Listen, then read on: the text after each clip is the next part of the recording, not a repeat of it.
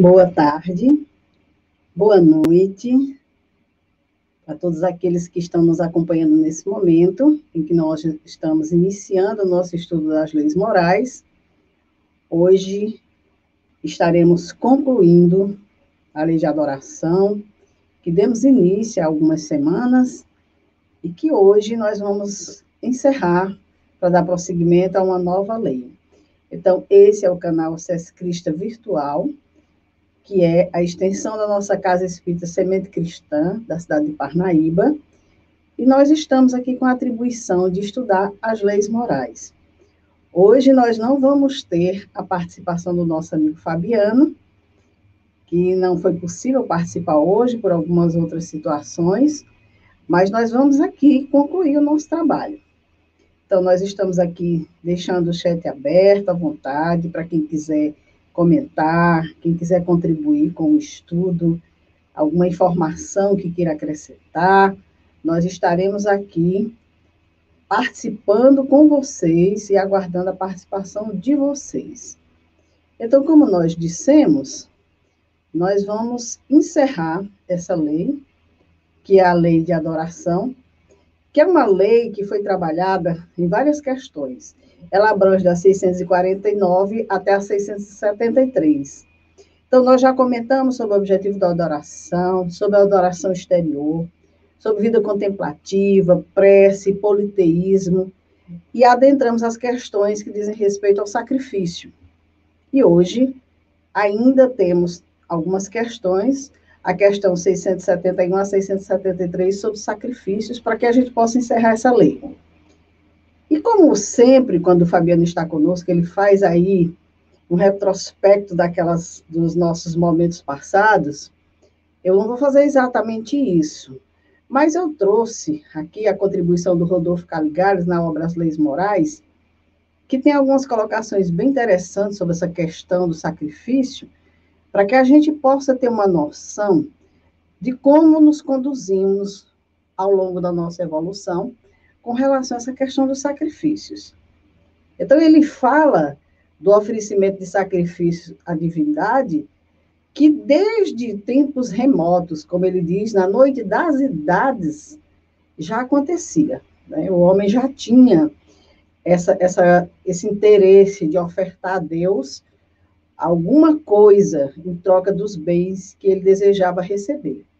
Inicialmente, como nós vimos nos nossos estudos, frutos da terra, depois eles passaram a oferecer animais, porque essas carnes eram queimadas nos altares, né? E mais tarde eles passaram, entenderam por bem oferecer sacrifícios humanos, seres humanos. Então, no Velho Testamento, o Rodolfo Caligares nos traz a informação de que existem inúmeras referências ao holocausto de vítimas humanas aos deuses Baal, Moloque e outros. Então, era uma prática generalizada entre os povos asiáticos fazer esse tipo de oferenda, oferecer seres humanos. E no Gênesis, no capítulo 22, nós encontramos lá aquela historinha que narra que Abraão, um dos patriarcas do judaísmo, quase que chegou a matar o seu filho, né, o seu filho Isaque, o filho único dele, como uma prova de amor a Jeová. E só não fez porque teve uma intervenção naquele momento, um anjo, como narra o Antigo Testamento, interveio, né, e aí foi suspensa essa condição, porque na realidade Deus não teria pedido isso a Abraão, isso não teria nenhuma satisfação para Deus. E também narra o Rodolfo Caligares que alguns escritores do passado também registraram algumas informações com relação a 300 cidadãos e 200 crianças das melhores famílias de Cartago, na África, que foram certas vezes oferecidos em sacrifício a Saturno, visando aplacar-lhe a ira, por acreditarem que a situação penosa em que se encontravam fosse motivada pelo fato de até então só haverem oferecido a essa divindade filhos de escravos estrangeiros. Então, esse povo estava sitiado, né, numa região, e existiam conquistadores poderosos em torno dessa região, E como eles já tinham feito oferendas e oferendas e não conseguiam se libertar dessa opressão, né, desses conquistadores, eles entenderam que Deus não estava muito satisfeito com as oferendas que eles estavam fazendo de escravos estrangeiros. E aí resolveram pegar 300 cidadãos e 200 crianças das melhores famílias lá de Cartago e oferecer a Deus. Como se dissesse, bom, se Deus não está satisfeito porque é escravo, vamos dar o melhor de nós. E aí também, na Gália, nós vamos encontrar muitas informações também com relação a essa questão. Na Europa, os sacrifícios humanos eram bem menores em número, né? Mas também foram praticados por séculos e séculos. Então, o homem sempre com aquela coisa de sacrificar algo, de oferecer algo a Deus, em troca daquilo que para ele seria satisfatório. Então, na Grécia, para homenagear ou saciar Apolo, Dionísio, Zeus e outros deuses, jovens e crianças eram queimadas em pilhas fúnebres, lançadas do alto dos penhascos ou chibatadas até a morte. Então, eram assim umas oferendas estranhas. Um Deus que se contentava com coisas horríveis, né? Com situações assim, tão terríveis que hoje a gente consegue olhar e ver que realmente não era algo assim que pudesse satisfazer a Deus. E na Itália adotava-se o afogamento, atirando-se 30 pessoas anualmente às águas do rio Tibre. Então eles cultuavam Deus dessa forma. Os deuses eram como se fossem verdadeiros monstros, porque exigir daquelas pessoas sacrifícios tão absurdos realmente não podia ser um Deus superior. Então, lá na Bretanha, conforme o relato de César, fazia-se uma colossal estátua de vime, enchiam-nas de vidro e queimavam, tocavam fogo nessas pessoas.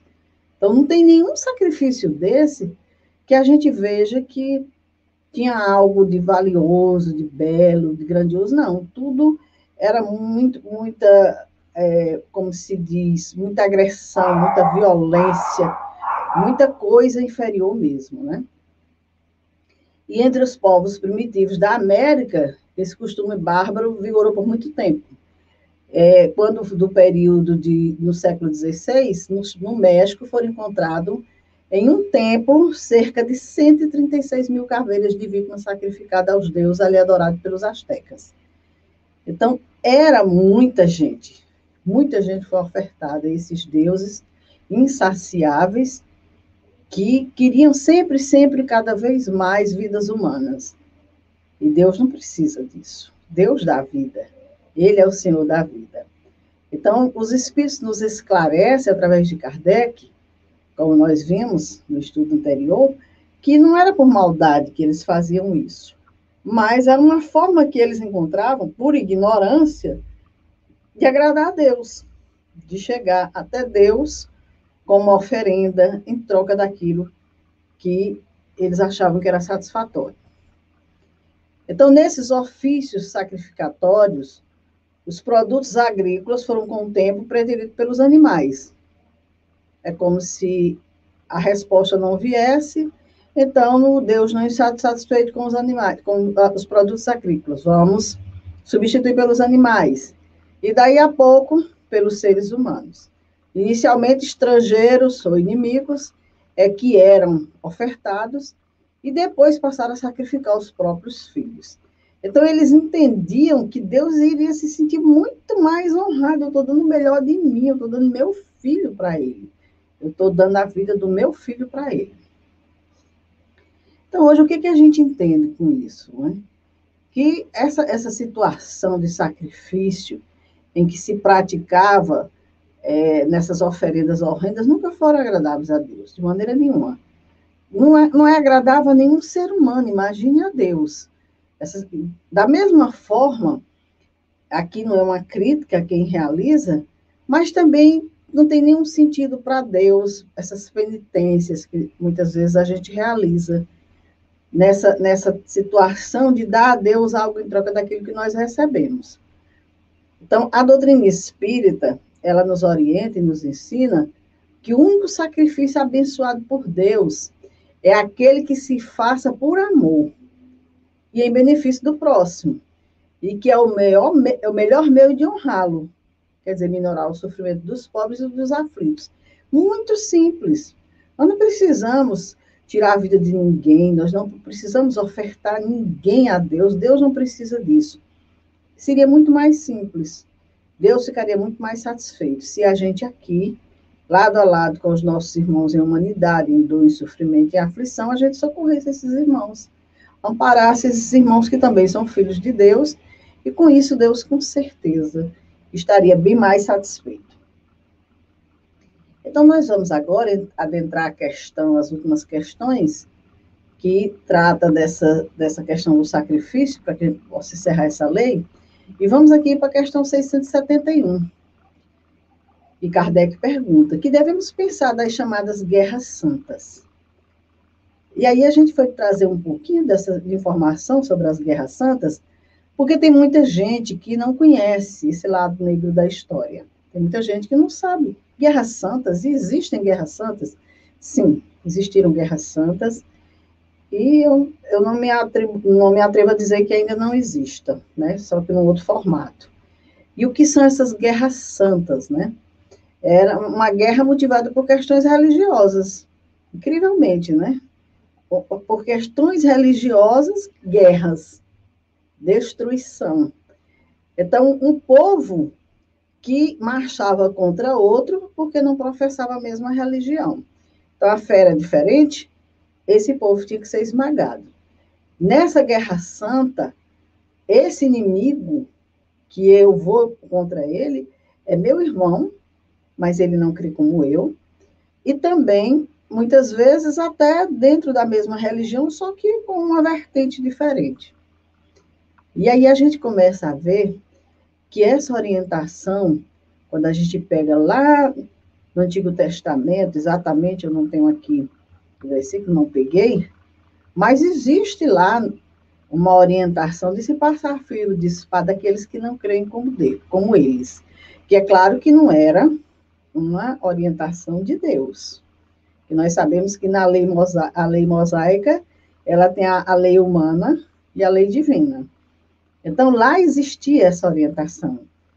E o homem realizou, por algum tempo, por cerca de 200 anos mesmo, essas guerras santas, que nós conhecemos pelo nome de cruzadas, né? Que foi o nome pelo qual elas ficaram mais conhecidas. E eram expedições militares, lideradas por cavaleiros, organizada pela Igreja Católica e a aristocracia feudal, com o objetivo de expulsar os muçulmanos e conquistar Jerusalém. Então, imagina a própria igreja realizar uma guerra, colocar os seus membros, os seus religiosos, aqueles aristocratas daquela época, para marcharem contra outros povos muçulmanos, para conquistar Jerusalém. E isso aconteceu, como nós dissemos, por cerca de 200 anos. A partir de 1095, que foi a data da primeira cruzada. E mais 7 guerras santas similares a essas foram organizadas, sempre com o objetivo de atacar pessoas que professavam diferente fé, mesmo que diferentes formas de cristianismo, como foi no caso da Cruzada dos Cátaros. Então, povos foram destruídos, muitas violências foram praticadas em nome de Deus. Daí a denominação de guerras santas, como se Deus quisesse e precisasse que o ser humano realizasse esse tipo de coisa. E aí, continuando na pergunta, Kardec diz, o sentimento que impele os povos fanáticos, tendo em vista agradar a Deus, a exterminar o mais possível os que não partilham de suas crenças, poderá equiparar-se quanto à origem aos sentimentos que os excitavam outrora a sacrificar os seus semelhantes? Quer dizer, esses fanáticos que exterminam o seu próximo com o intuito de agradar a Deus, não é a mesma coisa daqueles povos que outrora sacrificavam seus semelhantes? É essa a pergunta que Kardec faz. E aí os espíritos respondem que são impelidos pelos maus espíritos, e fazendo a guerra aos seus semelhantes, contravém a vontade de Deus, que manda, ame cada um seu irmão como a si mesmo. Todas as religiões, ou antes, todos os povos adoram o mesmo Deus, qualquer que seja o nome que lhe deem. Porque então há de um fazer guerra a outro, sob o fundamento de ser a religião deste diferente da sua, ou por não ter ainda atingido o grau de progresso da dos povos cultos. Então, com certeza, essas criaturas, elas estão impelidas por maus espíritos. São más companhias, más intuições, que vão fazendo com que essas criaturas avancem contra o seu semelhante. Porque não existe em nenhum momento na lei de Deus nenhuma orientação que diga que Deus mandou que os seus filhos marchassem uns contra os outros. Nós temos os 10 mandamentos, que diz lá, não matarás.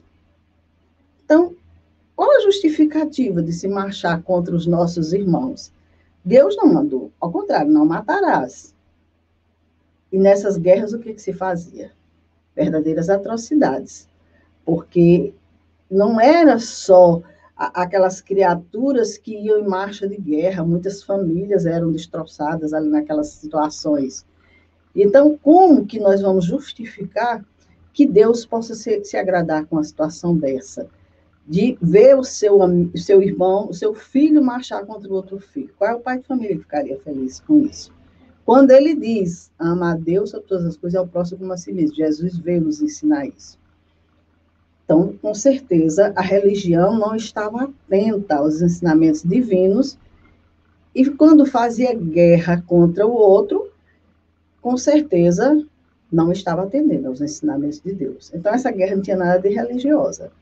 Podia ser uma guerra política, podia ser uma guerra com outro cunho aí de poder, mas, em verdade, nada a ver com Deus.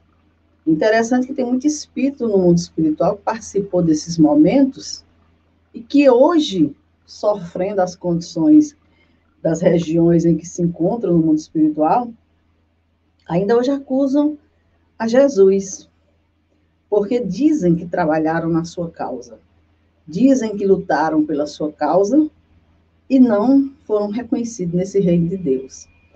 Mas que causa? Se a todo momento Cristo foi muito claro. Esta é a lei e os profetas. Amarás a Deus sobre todas as coisas e ao teu próximo como a ti mesmo. Então, se o homem não entendia quem era o seu próximo e marchava contra os seus irmãos pelo simples fato de não professar a mesma fé, ele não pode responsabilizar Deus pelas suas atitudes. E nem entender que Deus fica satisfeito por esse tipo de comportamento. E aí os Espíritos continuam a dizer, se são desculpáveis os povos de não crerem na palavra daquele que o Espírito de Deus animava e que Deus enviou, sobretudo os que não viram e não lhe testemunharam os atos, como pretenderdes que creiam nessa palavra de paz, dando-lhes, sendo levada em espada em punho? Então, como é que nós podemos exigir de um povo que não conheceu esse Espírito de Deus animado que chegou entre nós, que foi o nosso Mestre Jesus, enviado por Deus? Então, esses povos, eles não tiveram conhecimento, não testemunharam os atos da presença de Jesus aqui na Terra. Então, como é que a gente vai exigir que eles creiam nessas palavras, impondo na espada? Como é que a gente pode ter argumentos para uma criatura, obrigando que ela assuma um posicionamento, um comportamento, sem ela entender? E aí os Espíritos dizem, eles têm de ser esclarecidos e devemos esforçar-nos por fazê-los conhecer a doutrina do Salvador mediante a persuasão e com brandura, nunca ferro e fogo. Então, claro que nós vamos levar esse esclarecimento, claro que nós vamos levar essas informações, mas mediante a persuasão, com brandura, ou seja, expondo os fatos, deixando que a pessoa analise, conclua, e aí sim decidir, quanto ao seu entendimento, qual a postura a tomar. Porque se nós não acreditamos, nos diz os Espíritos, nas comunicações que temos com certos mortais, como quereris que estranhos acreditassem na vossa palavra quando desmentir com os atos a doutrina que pregais? Como é que eu vou querer que alguém acredite em um Deus misericordioso se eu vou impondo a ferro e fogo, na espada, forçando, vamos dizer assim? Então, com certeza, o objetivo jamais seria alcançado por esses povos. E não é dessa forma que Deus... Quando Deus enviou o seu Filho, amado Jesus, ele não veio fazendo uso de nenhuma força, de maneira nenhuma. Ele veio, semeou o evangelho, sabia que aquele povo ainda não estava na condição de compreender. Quando retornou à pátria espiritual, disse que enviaria um consolador para relembrar aqueles ensinamentos e falar as coisas que não poderiam ser ditas naquele momento, mas não forçou a ninguém a crer nele como filho de Deus. Deixou que o tempo, a evolução do espírito fosse trazendo esse entendimento para ele. Então, por um tempo, nós, os seres humanos, quisemos obrigar os nossos irmãos a crer igual a nós. E uma crença que qualquer ser humano que fosse induzido a crer não aceitaria. Crer num Deus violento desse, crer num Deus que impõe a espada, o fogo, a morte, por que eu teria que crer num Deus dessa natureza? Então, não havia, da parte daquelas criaturas, nenhuma condição de convencimento para aqueles irmãos. E o Espírito Miramês, na obra Filosofia Espírita, falando sobre essa questão das guerras santas, ele diz claramente que as guerras entre os homens nascem da ignorância dos mesmos ante as leis que os protegem e sustentam a vida, e partem da barbaridade dos homens que desconhecem o amor. Quer dizer, os homens, na sua ignorância, vão buscando os seus meios, os seus métodos, que são de barbárie, né? Porque no início da humanidade era o que estava mais presente na humanidade, embora ainda exista, por total desconhecimento do amor. Desconhecendo essa força do amor, que achavam que não seria capaz de transformar o mundo. E somente depois que a humanidade passar a conhecer as vantagens do amor, da fraternidade, do perdão, é que irá deixando o orgulho e o egoísmo, que são fontes de todas essas paixões que derramam sangue e espalham luta em toda a face da terra. É apenas isso, o orgulho e o egoísmo, que conduz essas criaturas a essa condição de espalhar sangue, de espalhar luto sobre a terra, querendo impor uma verdade que nem eles mesmos conhecem, nem eles mesmos vivem, né?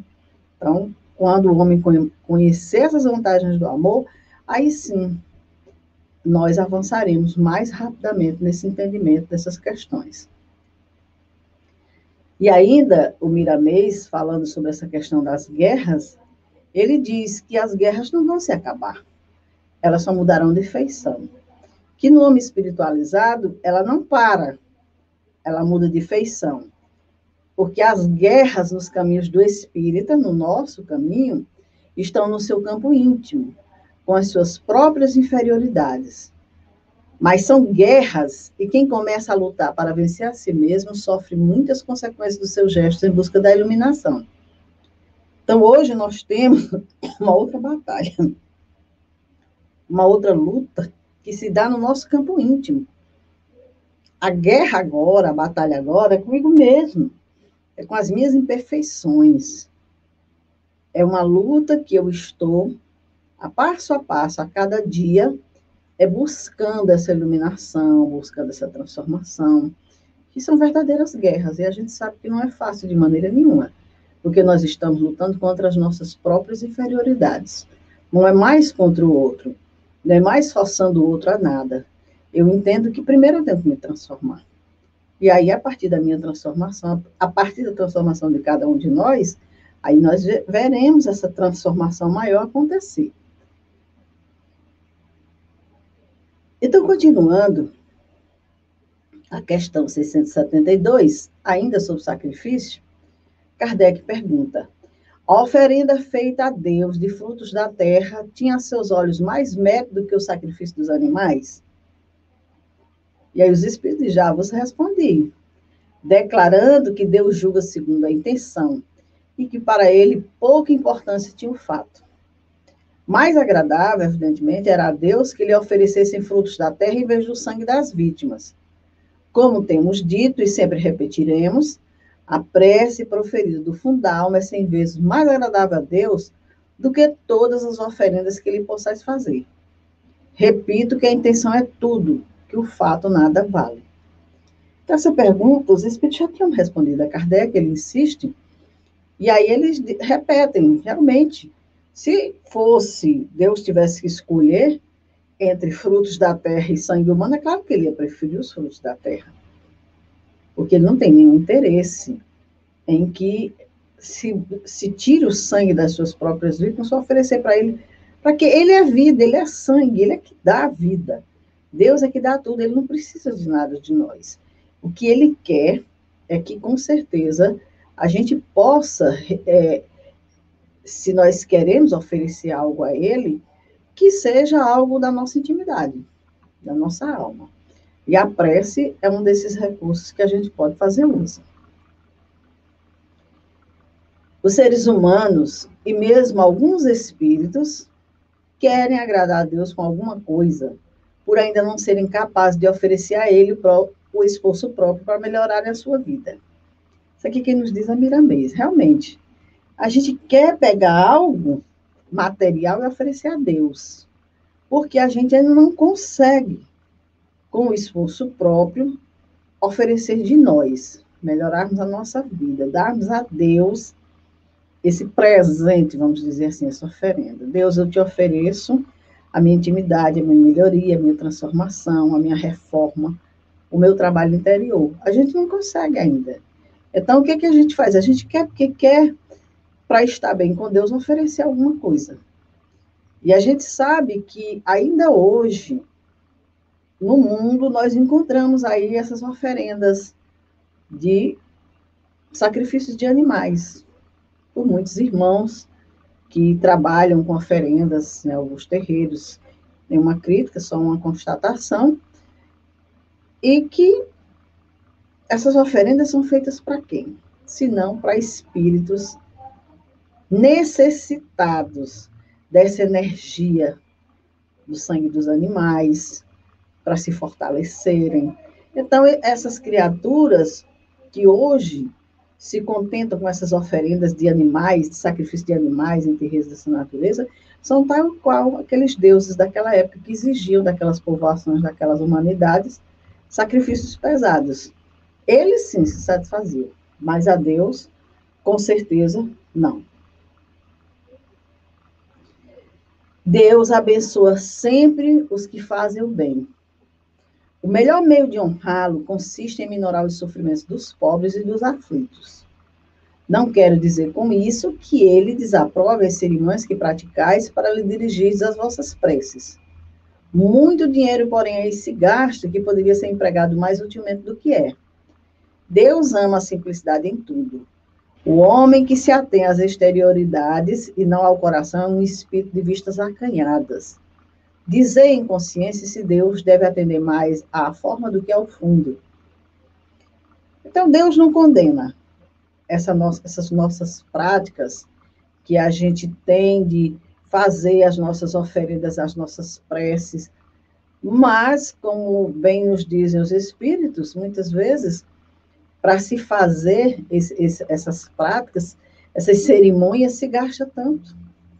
E esse dinheiro seria bem melhor empregado se fosse direcionado para quem tem necessidade, porque Deus não precisa disso. Então, Deus ama a simplicidade. Ele não precisa de maneira nenhuma que a gente, para honrá-lo, crie, vamos dizer,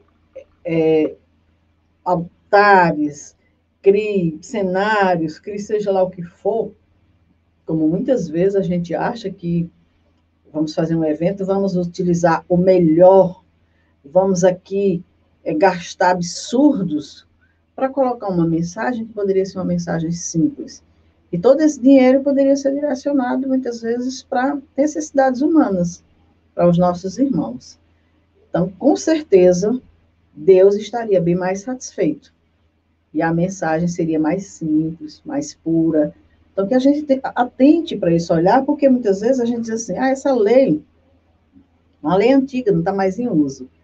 Mas vejam como nós fazemos uso dela.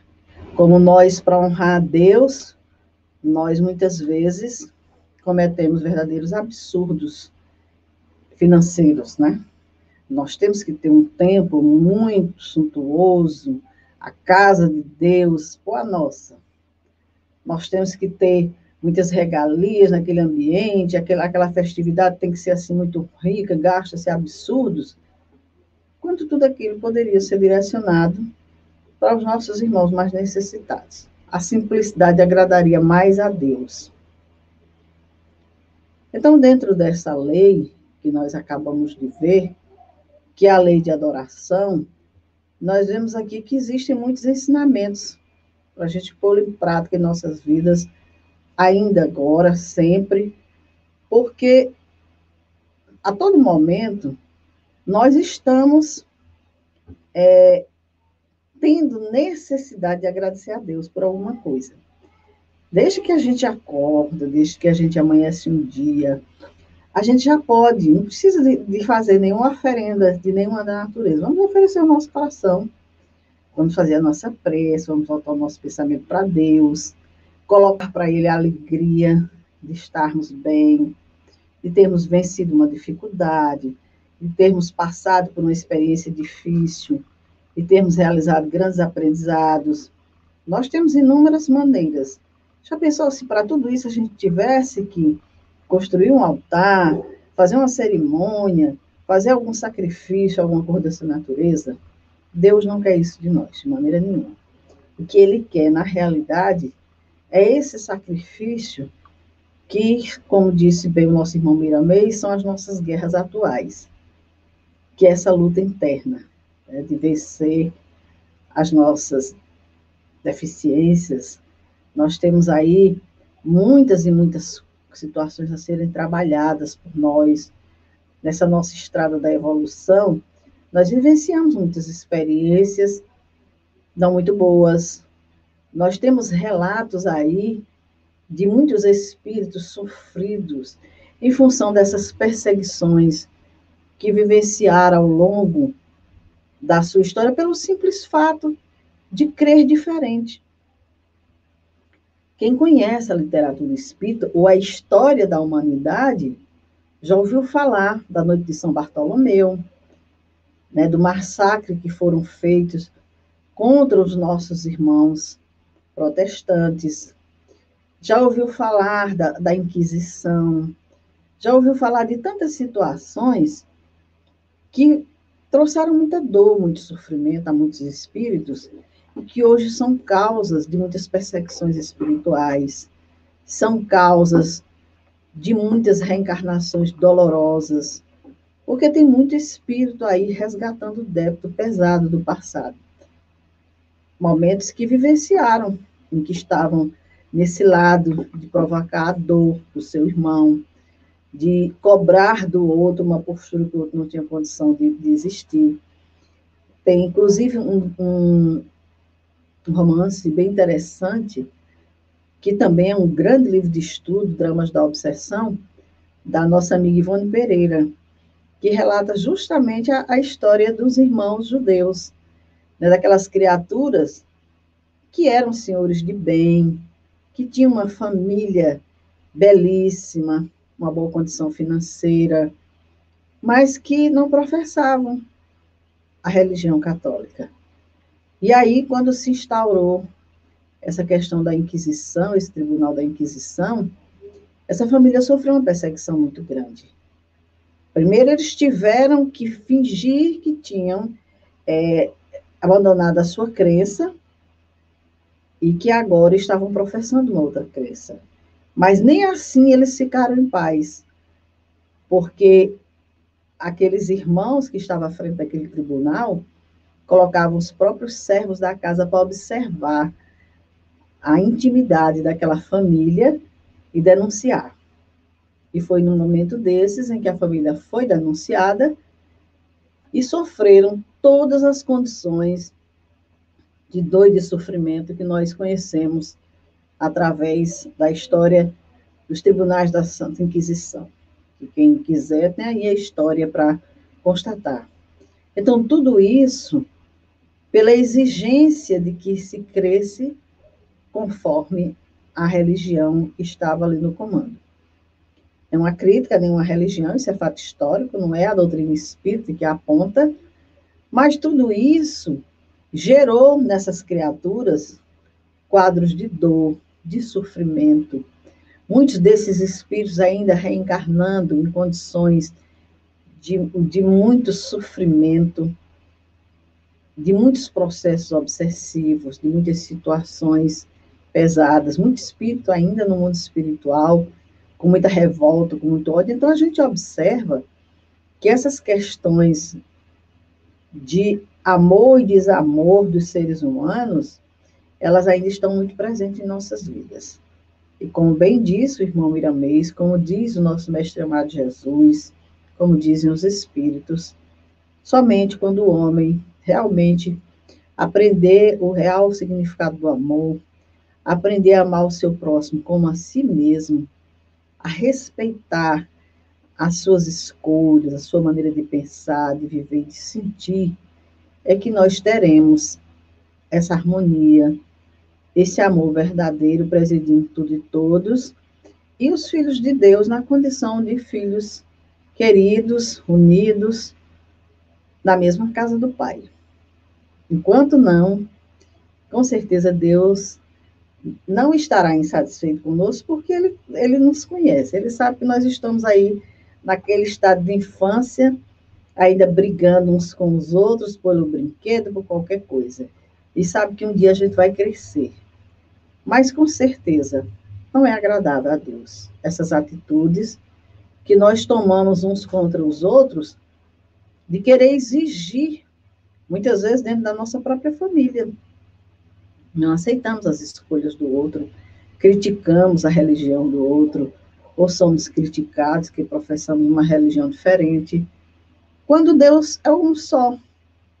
Estamos todos cultuando o mesmo Deus, só que de formas diferentes.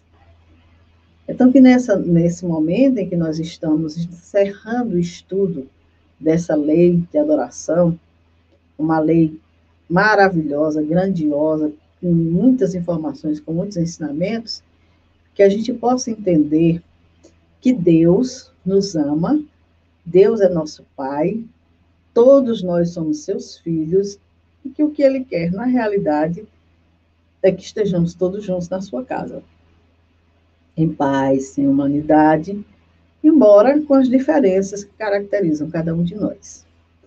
Então, eu quero agradecer a todos pela participação de vocês nesse momento, os nossos irmãos que estão nos acompanhando aqui no chat, aqueles que vão nos assistir logo mais, e dizer que o estudo dessas leis que nós estamos fazendo semanalmente, elas estão no nosso canal Sescrista. Poderão ser procurados lá, os estudos anteriores, no Sescrista e no canal Dora Rodrigues Espírita.